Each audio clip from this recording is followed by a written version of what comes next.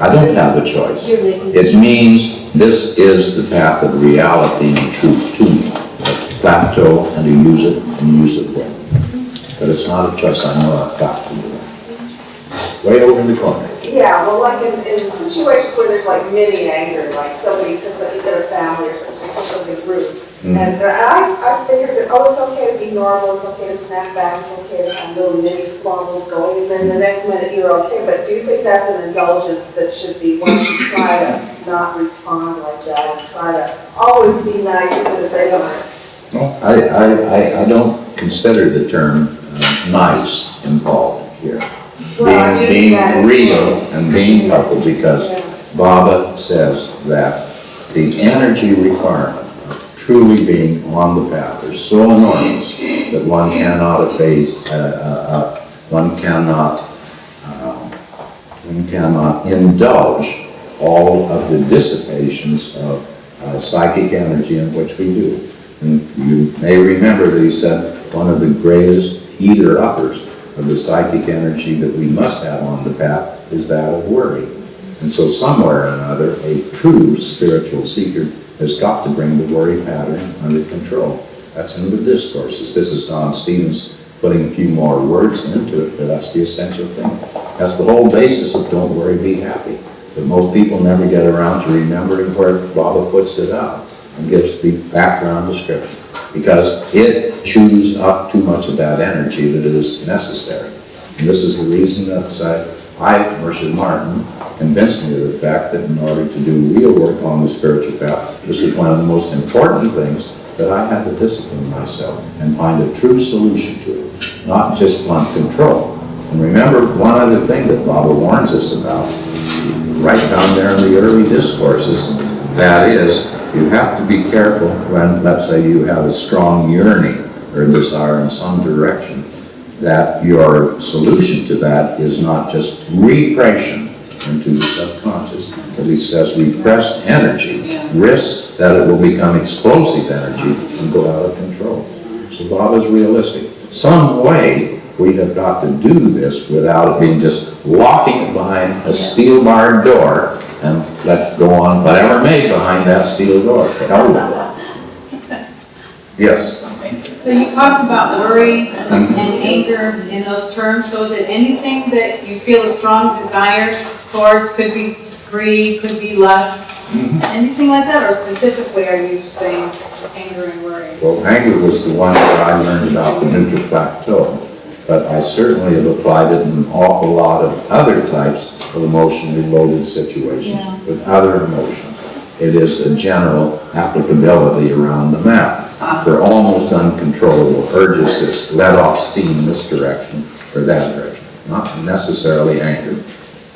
I think now, Linda, you wanted to bring up something going back to the Judas function, didn't you? Yes, well, you know, when I first came to Baba, people impressed upon me how it's very important to quote Baba, actually, not to paraphrase him, or just to say that you're paraphrasing if you are. Sure. But now, you know, as time goes by, we see more and more paraphrasing and also, as you say, out of context statements. And so often a person will say, and of course Baba says so and so. Yeah, and we all do that, and we tend to get lazy. You know?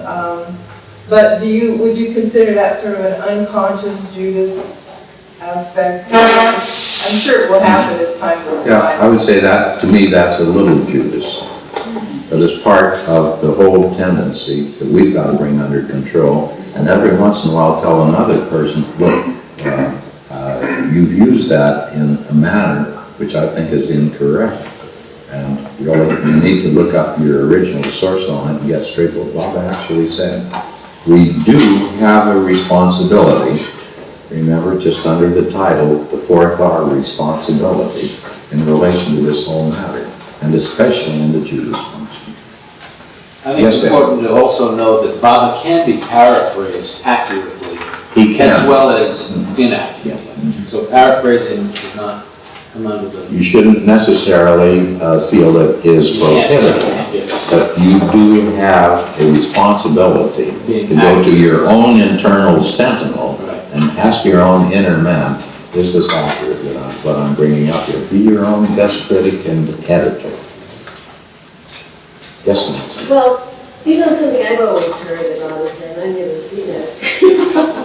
Is Bob said, that's been said to me a lot of times about astrologers or psychics or something. I don't ever deal with anything like that. And then I'm just Incidentally, curious. we're going to go into psychic matters after lunch, Nancy. When we bring up intuition, I'm just curious. which is the where first did you big say that? subject. Because it's always, I mean, it's countless people say that. Various. Yeah. Well, let's save that one, Nancy, for getting into place when we're bringing up the danger things involved in intuition. I do want, before I neglect it, because my pillar says I've been holding this and waving it around. He wants to put it back in his folder. But there's one last sentence here that I've got to read to you, because you remember that I was saying that Bob was besieged with objections on this business of absolute honesty, what it would do to family life especially. And after he had explained that to us, then still all sorts of problems broke out constantly. And for the first time in maybe 10 years or 15 years, I went back and read his final wording of the sheet in the Charter Guidance for Sufism Reoriented, how Bob opposed this. And I saw that I had never even bothered to read the first introductory sentence up there that he had put in here. And I called it to the attention of some other people, and they said, oh, good heavens, I never realized he said that. He says, in order to qualify as an eligible member of the order, Sufism Reoriented, one must be ready to aspire for and willing to work towards the following achievements at the end of the game. Listen to those two words, willing to aspire for. Well, you can aspire for a lifetime, can't you? So you can get in under the wire and get your, well, yes, I wanted to, yeah, this is me, I aspire to. And you haven't committed to yourself. When you get done aspiring, and you begin to apply it. So then he goes on, and willing to work towards, so that's the second phase. Well, you can be willing to work towards for several lifetimes probably, you know, get around to it eventually. But isn't this incredible? Nobody bothered to read the introductory sentence and say, how does that apply to me? They read through these 7 things, and they say, oh, gee whiz, I've got to apply this, and immediately is the implication, of course, be at the end of the line. But you know, Baba really accepts us where we are. And so we are there. And so, therefore, in order to go up before the mercy and take the vow, all you have to do is say, yeah, I aspire. I hope day after tomorrow I might be willing to work towards. I don't feel quite ready for that part of the crisis. Yes, what did you want to put in?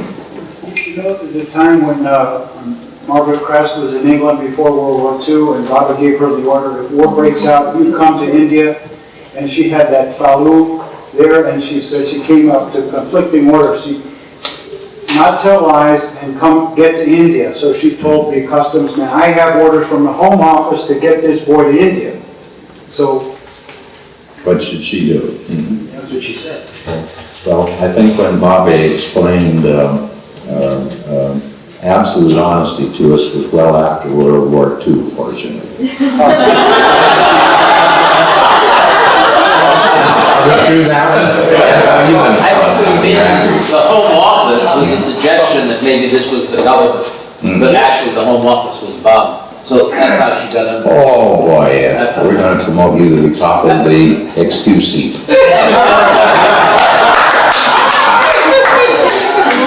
Pretty good guy, isn't he? So now, yeah, we've got to go on and put this into the thing, because this is going to have to be used early this afternoon. So I'm going to have the killer read out in his good fine voice Baba's last message on the alphabet board. All of you have heard this several times, because every time I come around here, we trot it out. But but it's absolutely necessary for what we're going to do this afternoon. The last message of Baba on the alphabet board, and because he had used that as his central communication means for years and years and years, you certainly must know, you tell yourself, that this had to be important and not, he wasn't giving out a little children's nursery rhyme at this point. So, should we have it? Meher Baba's last message on the alphabet board. There is no reason at all for any of you to worry. Baba was, Baba is, and Baba will also be eternally existent. Severance of external relations does not mean the termination of internal links. It was only for establishing the internal connection that external context had been maintained until now.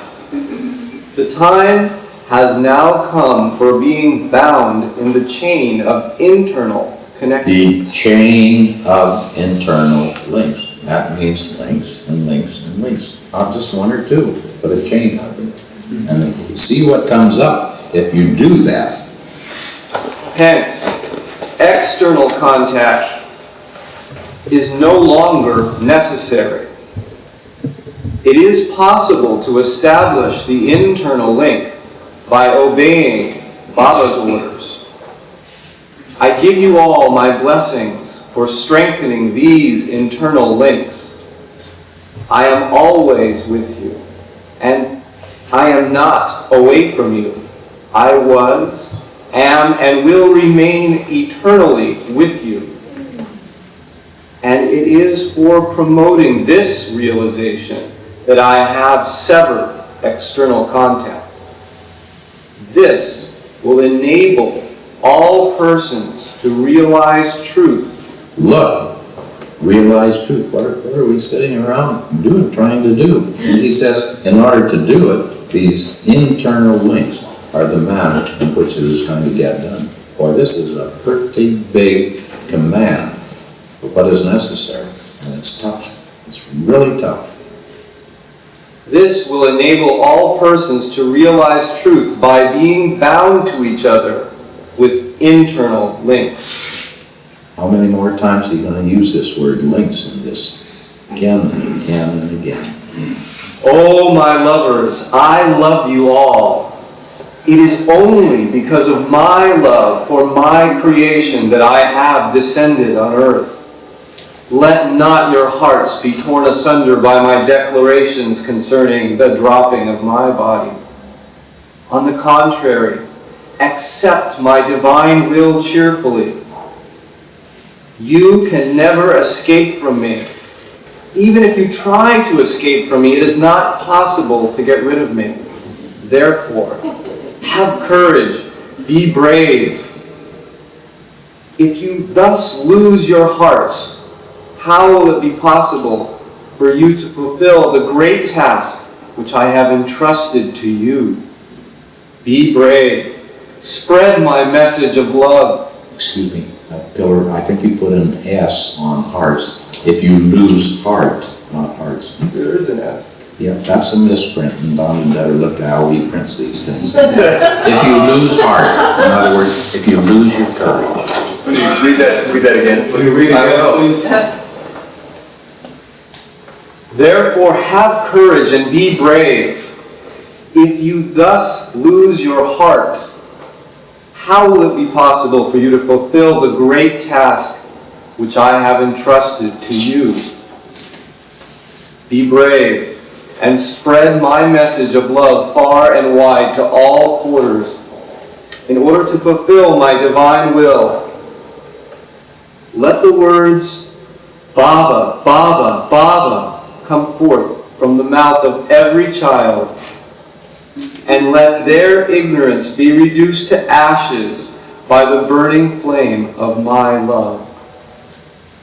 Come together in order to fulfill my will by taking your stand on truth, love, and honesty, and be worthy of participating in my task. I give you all my blessings for spreading my love, my message of love. I added a word. I'm going to repeat the last sentence. I give you all my blessings for spreading my message of love. So it's a pretty powerful challenge, command that Mama gives us. Reprinted that, didn't you? I'm sure. I know of nothing that is more difficult to do than to form real interlinks. Why do you say it's tough? Well, why do you say it's tough? Just because I found it to be one of the toughest things that I ever had to do in my life. I realized after I read this the second time that what I thought I called friendship was even in very so-called deep friendships that I had still not formed real interlinks with some of my closest friends, and that there was a further challenge that I had to go through, because this means tearing down protective barriers that are automatic in your own self. And I realized that I still was protecting myself, even with my closest friends. And so if I was to form real internal links, these last protective barriers would have to go down. And I didn't know if I had the courage to be that exposed. It is amazing how instinctively one protects certain parts of one's own inner being.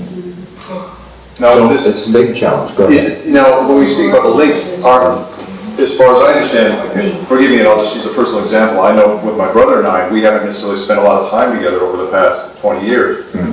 But for me, the key always was, if we were remembering Bob, it wasn't so much. Excuse me, Adele, could you please, I'm sorry, because I'm listening to you and trying to listen to him at the same time. Sorry, Miguel, my apologies. Go ahead. It wasn't so much the personal things. People would ask me, how's your brother? And I couldn't really say I knew a lot of the details, but I looked within myself and I realized what I felt was important was to answer the question, were we keeping hold of Baba's Dhamma, most simply put? Yeah. And I felt I feel for myself, that's the strength of our internal link. Now, not to get too much into the personal aspects of it, but now spending time together just recently, that's been tough. That's been tough. That has been a challenge. The reason I bring this up, the question is are we definitely speaking, when we speak of internal links, are we definitely speaking of that connection to Baba, to that source of truth, as being inextricably linked to those links? I do not read it that way.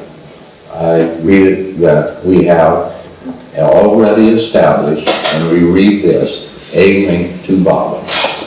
But in addition to that, he is challenging us and saying, in addition to this link, which I have firmly established with you, it is time for you to know you have the responsibility to form other links. Probably the reason that you're going to be able to form other true inner links is because you already have established a true inner link with Baba. So you've got a certain precedent know-how in your own being, but it's going to be a big challenge. So you're saying that's irregardless, it's with everyone? Regardless, in addition to, absolutely. Anyone you contact? That's the way I read it in that. Anyone you contact? No. But if it's important, if you feel it, but regardless of necessarily where they come from? I would say that I think it's a lucky person who forms, let's say, 6 or 8 at a maximum inner links in his life. He is lucky and he's worked hard to do it. So anybody, no. I think this feeling of kinship with other people is something that gradually blossoms. But this is, let's say, a different type of a thing than forging through the toughness of individual preferences and tastes and prejudices and emotions that is involved in establishing a direct interlink with that person.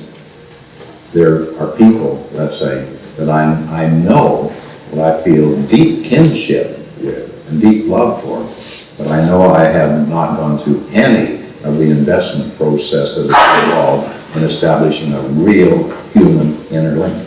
That is a big investment process and a lot of tough honesty. What do you think? So, how would you define the distinction between warm, strong kinship and strong interlink? All I can say is they're two quite distinct things. I think there is an interrelationship, but there is an extraordinary investment of specialized honesty and effort in a real functioning link. It's a very precise and time, energy-consuming activity. Ken, you had something too. Yes, does the simple fact of being a father, or a brother, or a husband, or a wife, mean you have an internal link? Not necessarily at all. Right, okay. Colin, I've been around so many families where husband and wife obviously have never even begun to make an interlink process. And it takes two, does it? Being cynical. Does it take two, Don? Does it take two? Does it take both individuals to make that? Excuse me, I want to be sure that Ken has finished his before we go back to you. Sorry. But, I mean, in my life with my children, now that I'm divorced and I don't live with them, it's something that I consciously do. I can't be with them, and I think I'm going to send them a kiss to develop an internal link. I don't assume that the internal link is there. I try to just create it. I feel it exists, but it's weak, and I try to strengthen it and try to, I don't know, does that jive with? It's right into, it's part of the investment process that is real, time and energy consuming. And it doesn't happen quickly overnight, not at all. You know, a real interlink is made out of some pretty tough metal, and it's been gone through some pretty difficult forging process. Thank you. You know, I would like two of my favorite people. What do I do about this? Chris, I think you had your hand up first. I'm still kind of confused about the notion of what the difference is between friendship and maybe having a close, loving connection to somebody else and this inner link is. Yeah. In a friendship, if I use the word to myself, I think of somebody that I enjoy generally being around them. We have certain subjects we like to share. My friend has some pretty personal, what shall I say, tastes in life that are not necessarily mine, but I don't feel we're unfriendly when he wants to do something different or at a different time. But just, let's say, being able to enjoy another person does not mean that we have a real sustaining inner link formed, where I am willing to share things internally that are important to me with them. Very often in even a good friendship, I don't share any of the really what I regard as internal realities of Don Stevens with him. This is just a technical thing. I was going through some papers in my office a couple of days ago at work, and I came across this extract of a letter that Val sent to you in February of last year, and it's where he talks enthusiastically about the message that was just read out, and gives some history of the message, how it was dictated to him, etc. And then the message is printed here, and it says, if you thus lose your hearts. So the S is there as well. It's there and it's there. So where's the... Well, because it is, let's say, it is a personal, to me the essence of what he is saying there is if you lose your sense of faith or reality or worth. So it is not losing your heart, but lose heart in something, which is the essence of that. So it may have been misprinted right from the beginning, but to me there's no question it's the real meaning. Don't lose heart. Yeah. Don, in Baba's last warning he gave in July, I believe, 1968, the last part of that says about family, don't vitiate your love, or maybe I'm paraphrasing, inner link with me by getting involved in the minute personal affairs of each other. How does that... It's a good question. Well, you know, as you pose that, I come up against almost, well, what should I say, a barrier to try to tackle it, because the usage of the term and the problems that it poses are pretty tough. I'm just wondering if I want to tackle that before lunch. Also,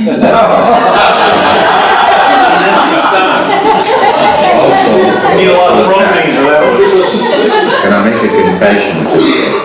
I keep looking at my watch because I did want today, and I don't usually tell this story anymore. I've told it in the past only on special occasions. The 24 hours of events that occurred in my life when Bob dropped his body. And because it is deeply emotional, and almost always I get through, let's say, a part of it, and then I start dissolving, and usually my pillar's got to reach over and clap me on the back and give me a little courage, or even a little tap on the head or something or another. But when we were talking about what Baba says here, you can't get rid of me and I'm with you forever, I was just suddenly thinking about my colleague. You know, what Baba did in that 24 hours is the essence of what he says there. I'm there, I'm established. You can't get rid of me. So, can I go back over that? Because I just want to tell you about it. Several of you have heard this. Anyway, here we are. It's late January 1969, and we've all been looking forward to the time when we'll get marching orders to come be with Baba and have this wonderful sahabas with Baba. We've been planning it for about 2 years at that point, and we knew that it was about to come to fruition. Baba said, yes, I'm not in very good health, but some way I'll hold out. And then all of a sudden, about 5 o'clock in the morning, I found out later my telephone rings. I'm in London, waiting for some more petroleum things to break and hope I'm just nice and frugal. Baba tells us when we've got to come. And on the end of the line, as I pick up my phone, and I'm saying to myself the words that I shouldn't use, so I won't quote my inner words at that point, but heavens, it's my boss again. He's out in San Francisco, and the stupid guy is calling me at quitting time, his time, but it's early morning here. I'm going to tell him that if he doesn't check this with his secretary next time, I'm going to resign. I'm in a real boiled owl position at this point. So as I pick it up, I'm just about ready to say, Frankfurt, heaven's sake. I'm not so. But I didn't hear Frank's loud, cheery voice. How are you, Don? He's got a Texas drawl, by the way. So I say, well, I wonder if Frank's there. Maybe I've got a disconnection. And then I hear something like it, something like that. And I said, my gracious, somebody's there. Are they having trouble breathing? Maybe one of my friends has got some sort of an attack and is trying to get hold of me to get medical assistance for it. And so I say, hello, who's there? And more of that. It's the of London. And so I thought, good heavens, I've never known Delia to call at this hour of the morning. She is terrible on the telephone. She's always calling and spends an hour or two on it, but never at this time of day. So I say, well, Delia, what's the matter? And all she could do is snuff, snuff, he's gone. And of course that was enough. I'm going to start early, I see today. So anyway, here we are. Delia, I said, Delia, you can't mean it. And she says, yes, Adi Jr. just telephoned me. And Adi Sr. had just telephoned to him. And Baba dropped the body just a few hours ago.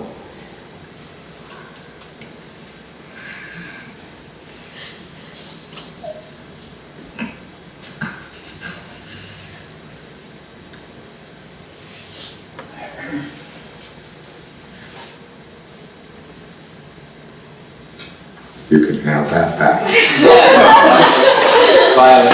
So I'm just, incredulous, and I prop my pillow up in back of me to not be talking flat on my back to Delia about this, and I'm just trying some way to get details.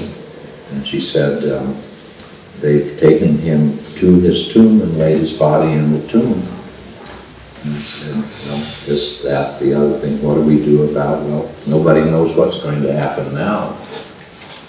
So, as soon as I hear all of this, we don't know when we're going to get to India, what's going to happen to this wonderful greeting thing that we've been planning all this time. So finally we get done trying to talk to each other. And hang up.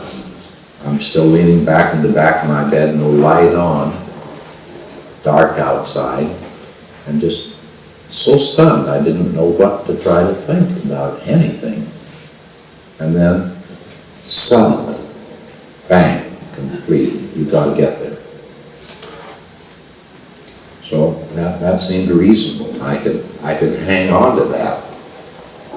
So I finally turn on a light and look at the clock, and I see it's about 5:30 in the morning. And it's, I think it's a Saturday, as I remember. And I'm thinking, well, this is a terrible time for this to have to happen because, oh yes, I remember, yes, American Express, my good old friend Rod, he's always there on a Saturday morning. And Rod always gets me out of jams. So as soon as American Express opens, I'll go over there. So about 8:30, I go, and actually he's there at least a half an hour ahead of time, and I clamber up the stairs, and he said, "Good Lord, Don, what are you doing here?"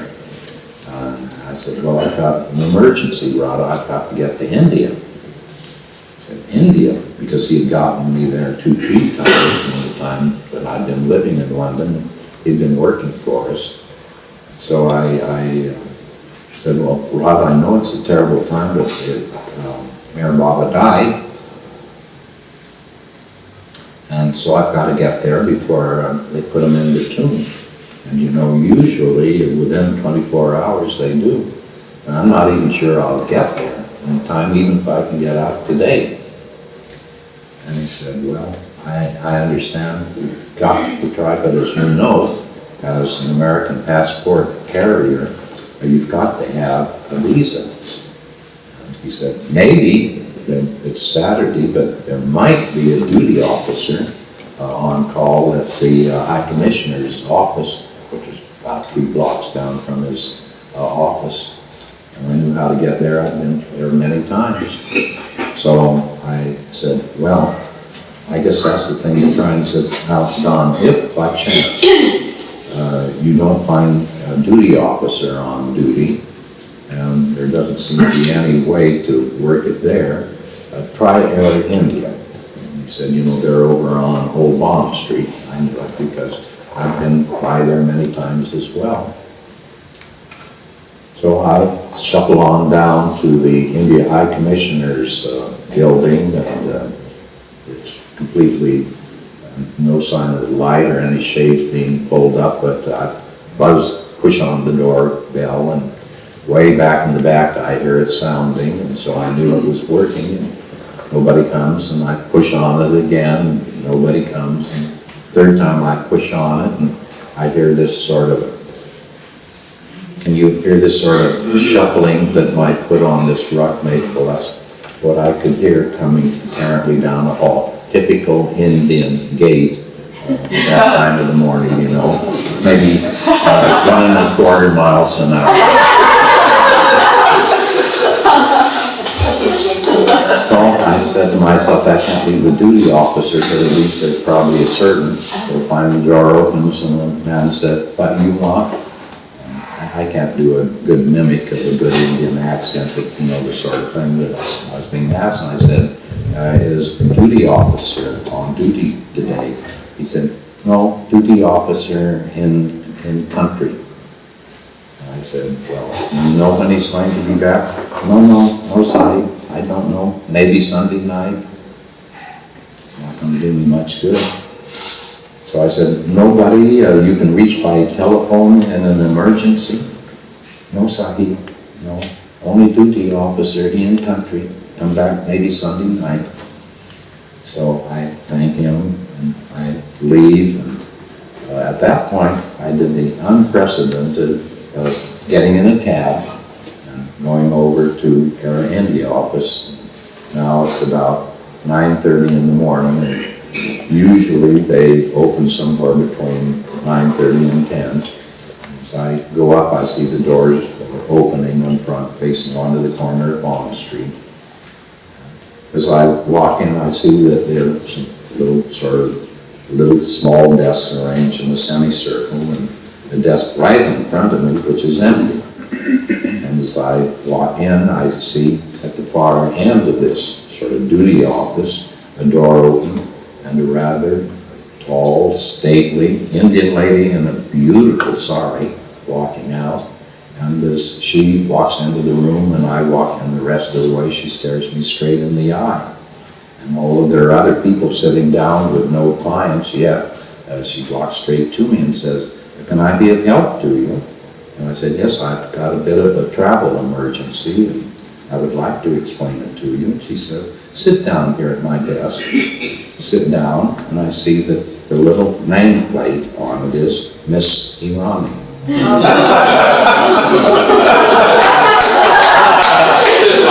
The penny drops, and I said, "Well, he's a pretty fast actor." He being Mayor Baba, of course, just had to be. So, incidentally, as I told this story, actually several years later to Sarosha's daughter, Franny, who's married to an Air India head of city office here and there and so on. And she said, "Well, Don, it's interesting, but I know the people, the personnel rather well, and you had the only Miss Irani in the entire office system of the foreign activities of Air India." I was a little bit impressed. Mathematical probability. So the little worm turned, and I said, "Well, I have hope now." So I explained to her what had gone on, and she said, "Oh, I understand. This is terribly important to you." And she said, "The only way that we can do this, because there's no way that you can get a visa, but the head of the airport, we call him the port officer, has the power to give emergency right in cases of great distress, to give special right to land. And so we can send a telex to him." And she says, "Now let's see, it's getting on towards 10 o'clock. He'll have it certainly in the next half, 3/4 an hour. If he is there and if he acts promptly, we should have a reply back perhaps by 12 o'clock. The plane leaves at 2 o'clock. Yes, we can just about do it if luck is with us." So that is Miss Irani, and she says, "Let's compose a message to him, you and I together here." And she said, "Now, where is it? Because we'll have to tell him where you plan to go in India, what your destination is." So I said, "Well, it's a fairly well-known town, not far from Pune." And she said, "Oh, I'm from Pune." I thought, "Well, isn't that nice? That's really charming." Probabilities turning. Yeah. The worm didn't turn at that point on probability. I was still on the trail. So she says, maybe I should tell them also the name of your friend who has died. And I said, "Well, that's a little bit confusing because actually his family name, his given name, is one thing, and then his close friends had a nickname for him. I don't know whether to give you the family name or the nickname." And she says, "Well, tell me the nickname first of all." And I said, "Well, they all like to call him Mayor Baba." He said, "Mayor Baba? But my uncle went to school with him."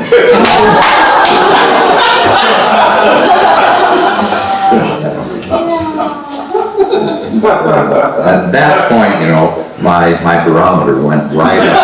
I said, "I think we're in business." Started getting really quite hopeful at the point. I think we're going to have to go just a little bit over 12 o'clock. Sounds good. So, at any rate, she says, "Now I've got to leave the office in few minutes, but my assistant, Mr. So-and-so, will be here. So here's the telephone number, and I suggested at 12 o'clock, you call back, and we will see whether we've got a reply, and I hope a favorable one from the port officer. I leave, go home, I pack my bag, get my passport, and so on, and I go out, all prepared. I've got a little bag with me, all prepared to leave. I am expecting to get on the 2 o'clock plane. And so, as soon as I get there, I have a cup of coffee, lousy English coffee as usual.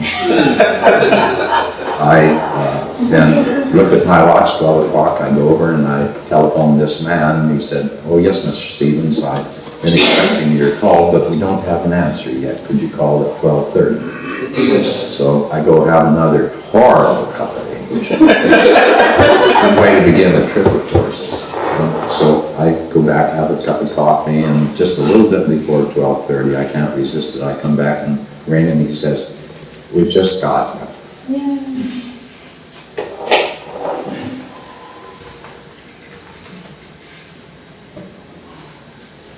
Yes, you can go in. He's given us authority.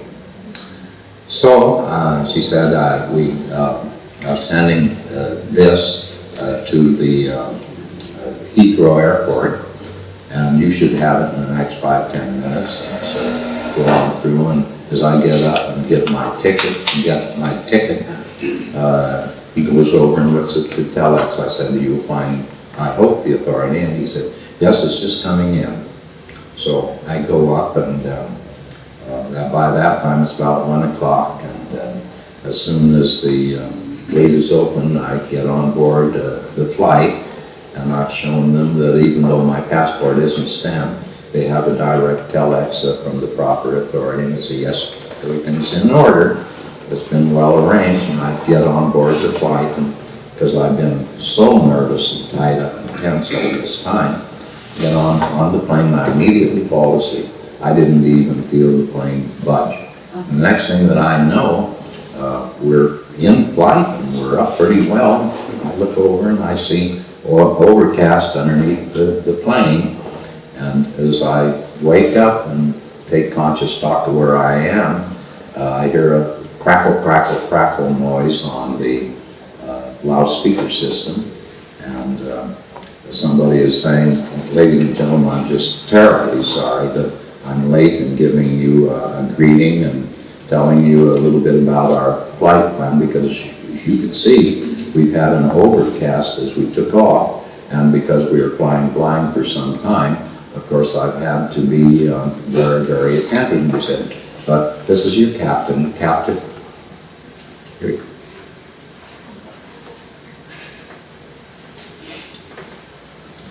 You were on me, Captain. Well, I think that time, the word probability did wiggle. So, and when I told this story to Franny, Sir Roche's daughter, who has the husband in the order, she said, and interestingly enough, that Captain Irani was and has been the only pilot Irani in the whole system. Two in one day. So off we go, and I think, this is terrific, absolutely. Okay, Baba, I get the message. You don't have to rub it in. You're here and you're functioning as normal. So you see, but what did Baba say in the last message in the alphabet board? This is just absolutely spot on, proof of the pudding. He meant exactly what he was saying. And I was beginning to get the drift, and that is, Don, nothing has changed in our relationship, and it's not going to change. So off we go, and eventually I have a little bit of breakfast and fall asleep again. And as I awaken up, I find that the plane has landed somewhere or another. The only place it was supposed to land en route was in New Delhi. So I reasoned, well, it must be in New Delhi. And I look around, nobody else in the plane. Now they were taking on board fuel, and you passenger not supposed to be there when you're taking on board fuel. So I am a sweeper. They had sweepers with these sort of funny little twig things that they sweep the cigarette butts under the seat so they don't look too bad. And this is called cleaning out the plane. And then, as I looked at him, he looks at me, and what does he do? I don't know where he had it. I guess picked it up off of the floor. But he tossed over sort of a brownish newspaper to me. And I said, am I supposed to be the dustbin here? I just said this to myself, but I thought it was sort of rude of him to toss a dirty old paper at me. So it lies on my lap, and he goes on brushing the cigarette butts. Eventually, I just picked this up as the morning India Times of India. The morning paper, and we just landed there. And how did this get aboard? I never figured it out. I never asked anybody. So I open it up, and I see on the front page, about midway down the middle of the thing, just a little bit of a small announcement that Sarosha Arani retards burial service. What that means. So, and then just one little paragraph, because of the death of the illustrious philosopher Marwan S. Irani, usually known as Meher Baba, one of his chief disciples in charge of burial services, has decided to postpone several days the interment to allow people from outside of India to arrive. Isn't that incredible? So, here we are. I'm sorry if you're dissolving too. We'll hold hands together. So eventually, of course, people get back on board, and we take off for Bombay, land in Bombay, and I'm at the international airport, and I've got to go to the domestic airport, and usually it takes about an hour and a half to get your baggage and get through customs, at least that, and another half hour to get over to the other terminal. I had already an open ticket to Pune, but I didn't have any reservation or any idea about when the plane was supposed to leave. So, as I'm coming through the corridor to come towards where I would have to get my passport stamped and inspection and show the telex from the port authority and so on, somebody spies me from Air India and said, by any chance are you Mr. Stevens? I said, yes, I'm Mr. Stevens. He said, oh, we have special instructions to expedite your arrival. So Miss Irani had done her duty.